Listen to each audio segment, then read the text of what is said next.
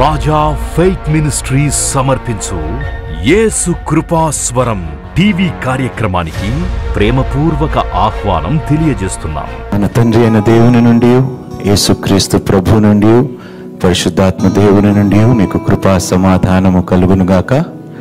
ఆమేన్.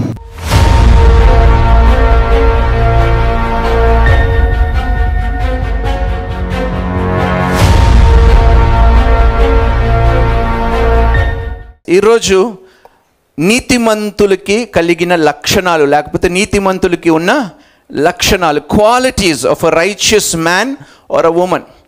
ఈరోజు చాలామందికి ఏమనుకుంటారంటే, నేను క్రీస్తుని అంగీకరించేసుకున్న తర్వాత నేను నీతిమంతుడిని అయిపోయి. సరే, నీతిమంతుడు నువ్వు ఎంచబడ్డావు, నీతిమంతుడుగా నువ్వు తీర్చబడ్డావు, నువ్వు ప్రత్యేకపరచబడ్డావు. ఆ తర్వాత ఏమిటి?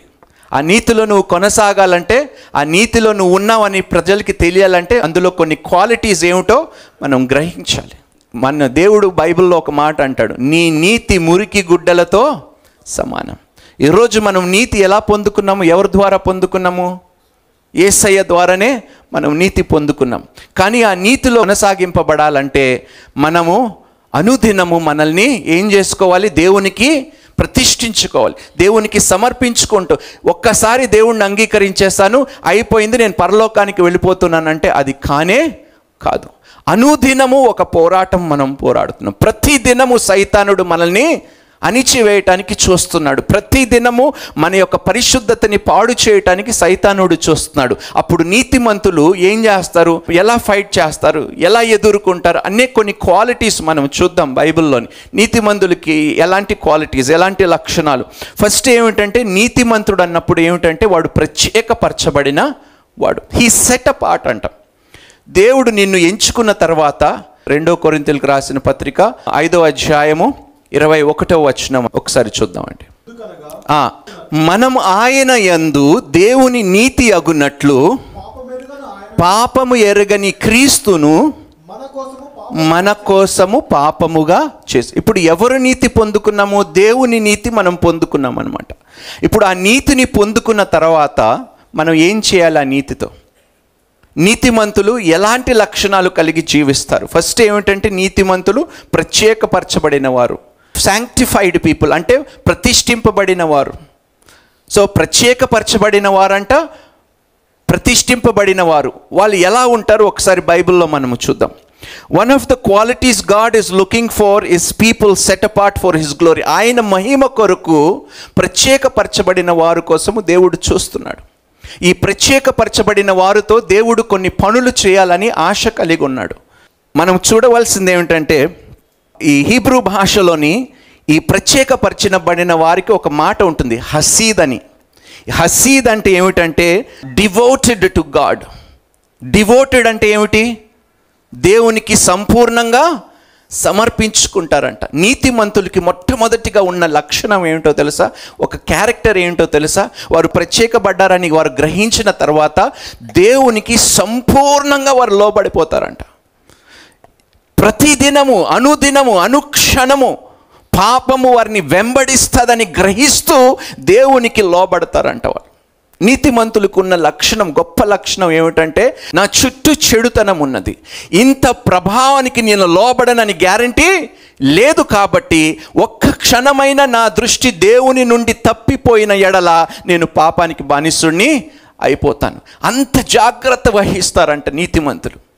కానీ ఇంత పాపమున్నా, ఇన్ని అపరాధములు జరుగుతున్నా, ఇన్ని ఘోరాలు జరుగుతున్నా మనలో ఇంత కూడా చలనము లేదు, ఇంత కూడా భయము లేదు. న్యూస్ పేపర్లు, టీవీలు, మొబైలు ఏది ఓపెన్ చేసినా కూడా ఎంత చెడుతనం ఉందో మన కళ్ళ ముందు. ఎంతో కొంత ప్రభావం కలుగుతుందా లేదా? మీరు చెప్పండి. కలుగుతుందా లేదా చెప్పండి? నిశ్చయముగా కలుగుతుంది. అందుకనే నీతిమంతులు ఏం చేస్తారంటే, వారు చుట్టూ పాపం ఉన్నదని గ్రహించి వారు దేవుని దృష్టికి వారు లోబడతారు. దేవుని సన్నిధిని విడిచిపెట్టడానికి ఏమాత్రము వారు అంగీకరించరంట. అనుదినము ఎడతెగక ప్రార్థన చేసేవారుగా ఉంటారంట నీతిపరులు. ఈరోజు ఆ నీతి నీలో ఉన్నదా? అలాంటి నీతి నువ్వు కలిగి ఉన్నావా అని దేవుడు మనందరినీ ప్రశ్నిస్తున్నాడు. నీతిమంతుడు 7 మార్లు పడినా తిరిగి లేస్తాడండి. అబ్రహాము పడ్డాడు. దేవుడు మాట వినకుండా కానాను దేశాన్ని విడిచి ఎక్కడికి వెళ్ళాడు? ఐగుప్తుకు వెళ్ళాడు. దేవుడు పర్మిషన్ తీసుకోలేదు. పెద్ద ఉచ్చులో పడిపోయాడు. పడిపోయినా కూడా దేవుడు విమోచించాడు. సంసోను ఏం చేశాడు? చివరి దశలో ఏం చేశాడు సంసోను? వాడు జీవిత కాలంలో చంపిన వారికంటే ఎక్కువ మందిని హతమార్చాడు. అందుకనే నీతిమంతులకి అనేక శ్రమలు కలుగుతాయని బైబిల్లో సెలవిస్తుంది. ఎప్పుడైతే నువ్వు దేవుణ్ణి, క్రీస్తుని నీ రక్షకుడుగా అంగీకరించావో నీ యుద్ధము ప్రారంభమైపోయింది. యుద్ధములో ఉన్నాను అని గ్రహించకపోతే ఓడిపోతావా, గెలుస్తావా? యుద్ధ భూమిలోకి వెళ్ళి నువ్వు సిద్ధముగా ఉండకపోతే నువ్వు గెలుస్తావా, ఓడిపోతావా? ఓడిపోతాము మనము. సైతానుడికి కావాల్సింది అదే.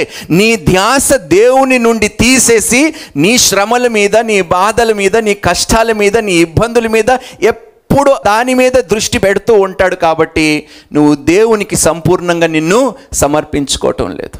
దేవుడికి కష్టమైనది ఏమైనా ఉన్నదా? నీ బాధని తీర్చలేదా? కానీ దేవుని కన్నా మనం ఏ విషయాలు ఆలోచిస్తాము?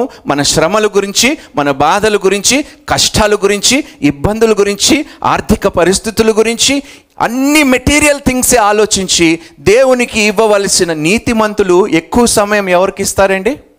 మీరు ఎంత సమయం ఇస్తున్నారు దేవునికి? ఈరోజు మీరు అందరూ అన్నారు, నేను ప్రత్యేకపరచబడిన దానిని, ప్రత్యేకపరచబడిన వాడిని. అయితే ప్రత్యేకపరచబడిన తర్వాత, దేవుడు మిమ్మల్ని ప్రతిష్ఠించుకున్న తర్వాత మీరు వేరే పనులు ఏదైనా పెట్టుకోవచ్చా దేవుని కన్నా? ఒకసారి ఏదైనా వస్తువు ప్రతిష్ఠించిన తర్వాత దాన్ని వేరే దానికి మనం వాడుకోవచ్చా? మరి మీరు ప్రతిష్ఠింపబడిన పాత్రలు కదా, అవునా కదా? మరి మిమ్మల్ని వేరే పనులకు వాడుకుంటున్నారే మీరు, దేవుని పని కాకుండా. మనం నిజంగా నీతిమంతులమేనా? ఒక్కసారి ఆలోచించుకోండి. దేవుడు మనల్ని ప్రతిష్ఠించుకున్నాడా లేదా? ప్రత్యేకపరచుకున్నాడా లేదా? మన నీతి వలన ఏది కలగలేదు. క్రీస్తు చేసిన, సిలువ మీద చేసిన పనుల వలనే మనకి నీతి కలిగింది. ప్రత్యేకపరచబడ్డాము, ప్రతిష్ఠింపబడ్డాము. కానీ అందులో కొనసాగింపబడాలంటే ఒక పోరాటం మనం పోరాడాలి. అందుకని అపోస్తలుడైన పౌలు అంటాడు, నేను మంచి పోరాటముని పోరాడి ఓడిపోతిని అన్నాడా, గెలిచి తిని అన్నాడా? పోరాటమమ్మా. ఎప్పుడైతే నువ్వు ప్రత్యేకపరచబడ్డావో, ప్రతిష్ఠింపబడ్డావో, నీలో ఉన్న గొప్ప క్వాలిటీ ఏంటి తెలుసా? పోరాటము. ఎన్నడూ ఓటమిని నీవు అంగీకరించవు. నా జీవితము మారదు, నా బ్రతుకింతే, నా పరిస్థితులు ఇంతే ఉన్నారు చాలామంది. ఎంత చేసినా ఏం లాభం అండి, దేవుడు కనికరించడం లేదు. నీతిమంతుడు ఎన్నడూ ఇలాంటి పనికి మాలిన మాటలు మాట్లాడండి. నన్ను బలపరచువాని యందు నేను సమస్తము చేయగలుగుతాను. First of all, the quality of a righteous man or a woman is they are set apart. వాళ్ళు ప్రత్యేకపరచబడ్డారంట. ప్రత్యేకపరచబడటం అంటే ఈ లోకము నుండి వారు వేరు చేయబడ్డారు. ఈ లోక రీతులు అనుసరించువారుగా వారు ఇంకా ఎన్నడూ ఉండకుండా దేవుని రాజ్యము, దేవుని నీతిని కోరుకొని వెంబడించేవారుగా వారు ప్రత్యేకపరచబడ్డారు. ఈరోజు మనల్ని, మన జీవితాన్ని పరిశీలించుకుంటే అలాంటి నీతి కలిగి మనం ఉన్నామా? నిజంగా మనం ప్రత్యేకపరచబడిన వారమేనా? దేవుడు ప్రతిష్ఠించుకున్నాడు, ప్రత్యేకపరచుకున్నాడు. ఆ తర్వాత మనం ఏం చేస్తున్నాం మన బ్రతుకులతో? They are set apart. చూడండి, when a believer matures, the believer is set apart and sanctified for the Lord's use. సామెతలు ఒకసారి చూద్దామండి, 11వ అధ్యాయం 8వ వచనం. నీతిమంతుడు, చాలామంది, బ్రదర్ నాకు ఎన్ని కష్టాలు, నా బాధలు మీకేం తెలుసు బ్రదర్. కానీ బైబిల్ ఏం చెప్తుందండి అక్కడ? మనం చెప్తూ ఉంటామా లేదా? చాలామంది దగ్గరికి వెళ్ళి, చాలా బాధలు ఉన్నాయి బ్రదర్, చాలా శ్రమలు ఉన్నాయి బ్రదర్, అన్నిటినీ జయించే శక్తి దేవుడు నీకు ఇస్తాడు. నీతిమంతుడుగా నువ్వు బ్రతుకుతే ఎన్ని బాధలైనా, ఎన్ని ఇబ్బందులైనా, ఎన్ని కష్ట నష్టాలు నువ్వు ఎదుర్కొన్నా చివరికి విజయము నీదే అవుతుంది. నీతిమంతులు ఓడిపోయారని నా బైబిల్లో ఎక్కడా రాయబడలేదండి. నీతిమంతులు ఓటమిని అంగీకరించారని ఎక్కడ రాయబడలేదు. ఎన్ని బాధలు, ఎన్ని శ్రమలు అపోస్తలుడైన పౌలు ఎదుర్కొన్నాడండి. ప్రాణాలు పోయే స్థితిలో ఇంకా నేను భరించలేనంటాడు. ఆ ఓడలో వెళ్ళినప్పుడు, ఆ పడవ మునిగిపోయినప్పుడు ఎలాంటి పరిస్థితులు పౌలు ఎదుర్కొన్నాడు? తట్టుకోలేని, సహించలేని బాధ, చచ్చిపోవాలని అంటాడు పౌలు. కానీ దేవుడు ఏమంటాడో తెలుసా పౌలుకి? నా కృప నీకు చాలు. నీతిమంతులు ఏమిటంటే ఎన్ని బాధలు, మనం ఆ పాట ఎన్నిసార్లు పాడుకుంటాం, ఎన్ని బాధలున్నను, ఇబ్బందులు ఎదురైనను, ఎంత కష్టము వచ్చినా నిష్ఠూరమైనను, నీ మాట నీ చూపు, ఎంత చక్కగా పాడుకుంటామో. కానీ నీతిమంతుడు నిజంగా నమ్ముతాడండి. నీతిమంతుడు ఈ మాటలు నిజంగా నమ్ముతాడు. ప్రభువా, చివరికి విజయము నాదే కదా ప్రభువా, నేను ఏ విషయంలో భయపడాలి, ఎందుకు భీతి చెందాలి, ఎందుకు కలవరపడాలి ప్రభువా, విజయము నాదే కదా ప్రభువా, నీవు నా పక్షం ఉండగా నాకు భయం ఎందుకు, యుద్ధము నీదే కదా ప్రభువా, నువ్వు నా పక్షము నుండి పోరాడితే నాకు ఓటమి ఎందుకు వస్తుంది, నేను ఎందుకు ఓడిపోతాను, ఎందుకు చేయలేను, ఎందుకు జయించలేను అని నీతిమంతుడు అనుకోడండి. నీతిమంతుడుకున్న లక్షణం ఇది, చాలా గొప్ప లక్షణం అండి. ఓటమి అనేది ఎన్నడూ ఒప్పుకోడండి నీతిపరుడు. ఎందుకో తెలుసా? ఆయనకి నీతి అనుగ్రహించిన దేవుడు ఆయన పక్షమున ఉన్నాడు కాబట్టి జయాన్ని అనుగ్రహిస్తాడంట. జయశీలుడు ఉన్నాడంట. మృత్యుము జయుడే ఆయనకి తోడై ఉన్నాడంట. దేవునికి స్తోత్రము. రైట్, చూద్దామండి. యోబు గ్రంథము 36వ అధ్యాయము 7వ వచనము. నీతిమంతులను ఆయన చూడకపోడు, సింహాసనము మీద కూర్చుండు రాజులతో ఆయన వారిని నిత్యమును కూర్చుండు. హల్లెలూయా. ఎక్కడ కూర్చోబెడతాడంట నీతిమంతుల్ని? రాజులతో కూర్చోబెడతాడంట. నిత్యమును. ఎంతసేపు మన పేదరికము గురించే, మన ఇబ్బందుల గురించే, మన అవమానాల గురించే. అమ్మ, అవన్నీ పక్కన నువ్వు పెట్టి, నా ప్రాణము పోయినా శ్వాస ఉన్నంత వరకు ప్రభువా నిన్నే స్తుతిస్తా, నిన్నే ఘనపరుస్తా, నిన్నే స్మరిస్తా, నాకు వేరే ఏ ధ్యాస లేదు అని నువ్వు చెప్పు.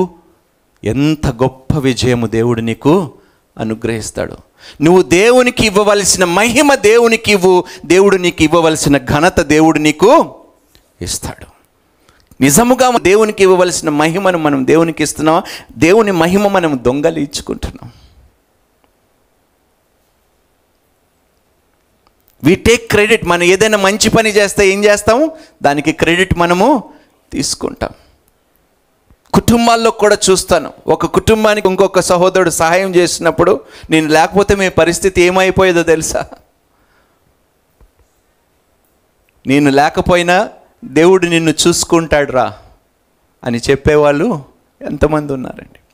నీతిమంతులు ప్రత్యేకపరచబడిన తర్వాత వాళ్ళ ఉద్దేశం ఒకటే అండి, దేవుణ్ణి సంతోషపరచాలి, దేవుణ్ణి తృప్తిపరచాలి, దేవునికి అనుకూలమైన జీవితాన్ని జీవించాలి.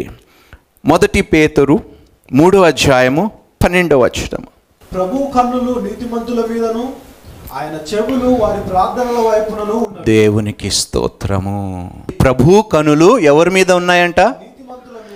నీతిమంతుల మీదను, ఆయన చెవులు. ఇప్పుడు మీరు అడగండి, మీరు చాలాసార్లు కంప్లైంట్ చేస్తున్నారా, దేవుడు నా ప్రార్థనలు వినటం లేదు, దేవుడు నా ప్రార్థన వినటం లేదు అంటే ఏదో ఒక లోపము మీలో ఉంది, మీలో ఏదో లోపిస్తుంది. మీ ప్రార్థనకు జవాబు ఎందుకు రాదు? దేవుడు అంటాడు, ఒక మాట అంటాడు, యోహాను పత్రిక 9వ అధ్యాయం 31వ వచనంలో ఒకసారి చూడండి.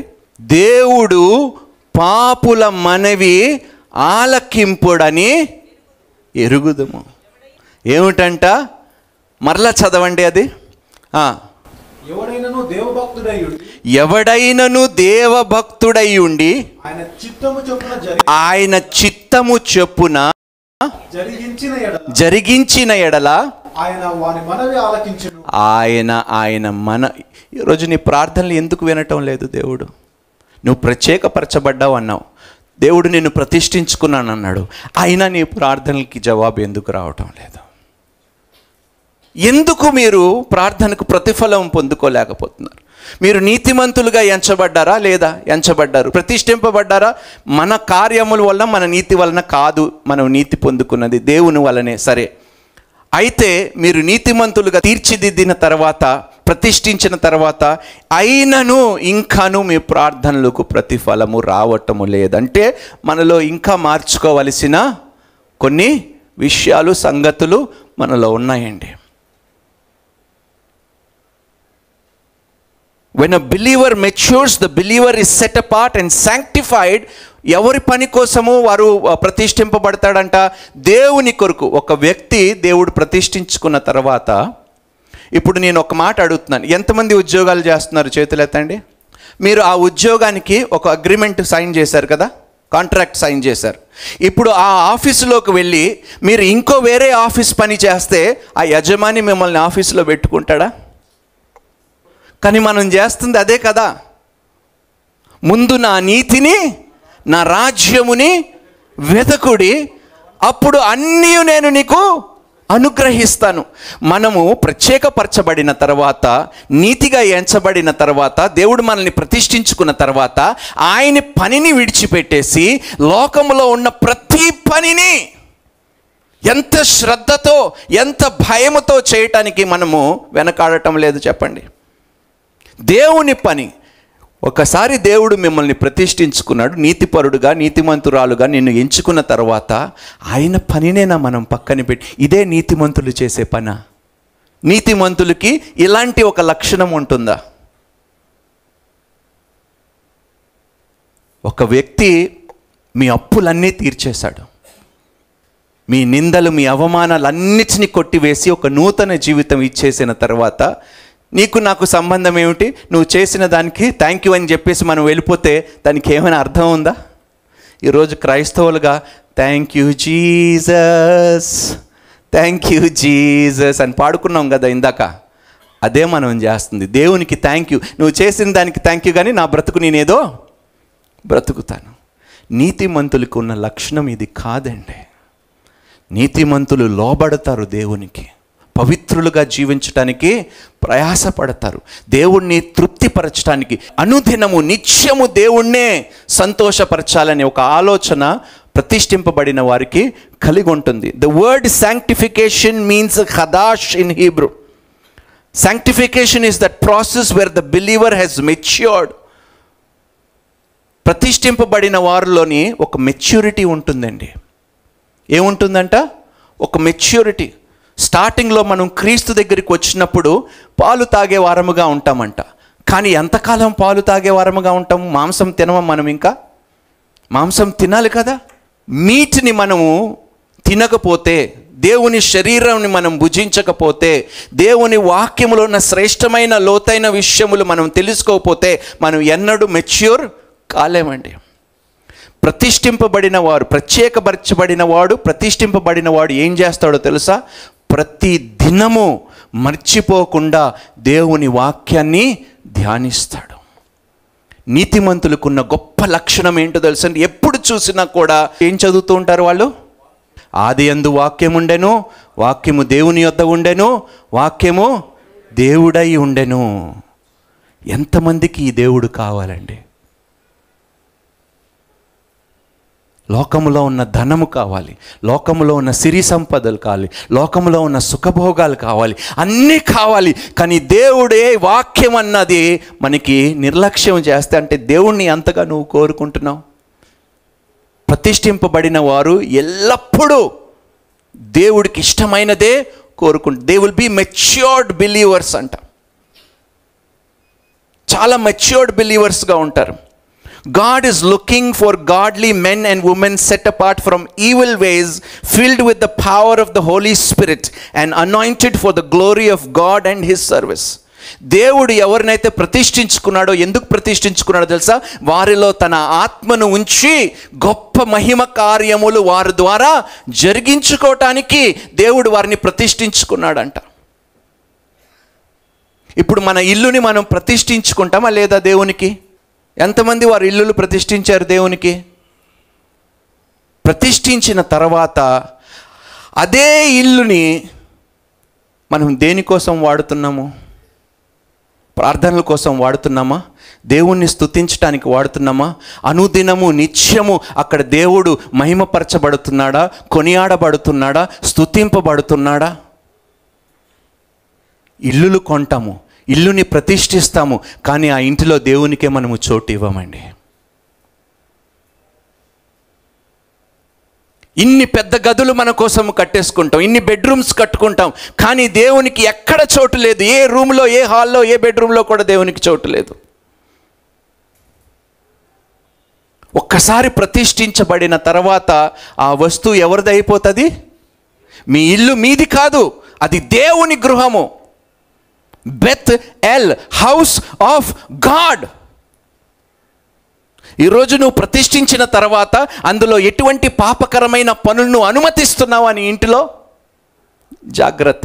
నీతిమంతులు ఇలాంటి లక్షణాలు కలిగి ఉండరండి. ఇలాంటి బ్రతుకులు వారు ఎన్నడూ బ్రతకరు. ఒక్కసారి నువ్వు దేవునికి ఏదైనా ప్రతిష్ఠించిన తర్వాత దాని మీద నీకు హక్కు లేదు. అది దేవునిది, నాది తిరిగి అనటానికి. అంటే నువ్వు దేవునికి ప్రతిష్ఠించలేదు. ఈ ఇల్లు ఎవరిది అంటే నా ఇల్లు బ్రదర్. ఏమిటంట? నా ఇల్లు బ్రదర్. దేవుడు ఇవ్వకపోతే నీకు ఇల్లు ఎక్కడ? దేవుడు ఇవ్వకపోతే నీకు శ్వాస ఎక్కడ? దేవుడు ఇవ్వకపోతే అసలు నీకు ఏమైనా ఉన్నదా? ఎప్పుడు అందుకనే అంటాను, ఐ, మీ, మై సెల్ఫ్. నీతిమంతులు ఇలాంటి ఆలోచనలు కలిగి ఉండరు. ఈ ఇల్లు ఎవరిది బ్రదర్? దేవుడు కృపలో నాకు ఇచ్చాడు బ్రదర్. దేవుడు కృప ద్వారా నేను పొందుకున్నాను బ్రదర్. ఈ ఇంటి మీద నాకు ఏ అధికారము లేదు. ఈ ఇంటికి యజమాని నా తండ్రి. ఈ ఇంటికి యజమాని పరలోకములో ఉన్న నా తండ్రి. నా తండ్రి నివాసించే స్థలము బ్రదర్ ఇది. నీతిమంతులు ఇలాంటి ఆలోచనలు కలిగి ఉంటారండి.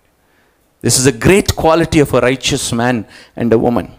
They are deeply rooted in the word of God. They do not live to compromise their faith. ప్రతిష్ఠింపబడిన వారు ఎన్నడూ ఏ విషయంలో కాంప్రమైజ్ కారంట. వారు విశ్వాసములో దేనికైనా తెగించటానికి వారు సిద్ధముగా ఉంటారు, కానీ వారు విశ్వాసముతో వారు రాజీ పడరు. పోతే పోయింది, ఒక్కసారే కదా. They are deeply rooted in the word of God. They do not live to compromise their faith or live to please man. ప్రతిష్ఠింపబడిన వారు ఎవరిని సంతృప్తి పరుచుతాడో తెలుసా? మనుషుల్ని కాదంట. మనుషుల్ని మెప్పు పొందుకోవటానికి వాడు పని చేయడంట. దేవుని మెప్పు పొందుకోవటానికే నీతిమంతుడు శ్రమ పడుతాడంట. దేవుడి కోసం నువ్వు శ్రమ పడినప్పుడు అనేక కష్టాలు, అనేక అవమానాలు, అనేక శోధనలు, అనేక నిందలు, కానీ వాటన్నిటినీ దేవుడు నీకు తీసివేసి గొప్ప సమాధానము కలుగజేస్తాడంట. నీతిమంతులకి సమాధానం కలుగజేస్తాడా లేదా దేవుడు? చెప్పండి. మరి మనకి సమాధానం ఎందుకు లేదు? మన బ్రతుకుల్లో సమాధానం ఎందుకు లేదు? సంతోషంగా మనం ఎందుకు బ్రతకటం లేదు? ఉన్నదాంతో మనం తృప్తిగా ఎందుకు ఉండలేకపోతున్నాం? ఈరోజు మనం అడగాలి, నిజంగా దేవుని నీతిని నేను పొందుకున్నానా? దేవుని నీతి నాలో ఉన్నదా? నేను ప్రత్యేకపరచబడిన తర్వాత, ప్రతిష్ఠింపబడిన తర్వాత ఇంకా ఎందుకు లోకరీతిగా నేను బ్రతుకుతున్నాను? లోకానుసారమైన జీవితాన్ని నేను ఎందుకు జీవిస్తున్నాను? అంటే ఇంకా నేను మార్చుకోవలసిన విషయాలు నాలో ఎన్నో ఉన్నాయి. బాలుడు నుండి పెద్దవాడు అవ్వటానికి టైం పడుతుందండి. క్రైస్తవుడుగా కూడా మెచ్యూర్డ్ అవ్వటానికి టైం పడుతుందండి.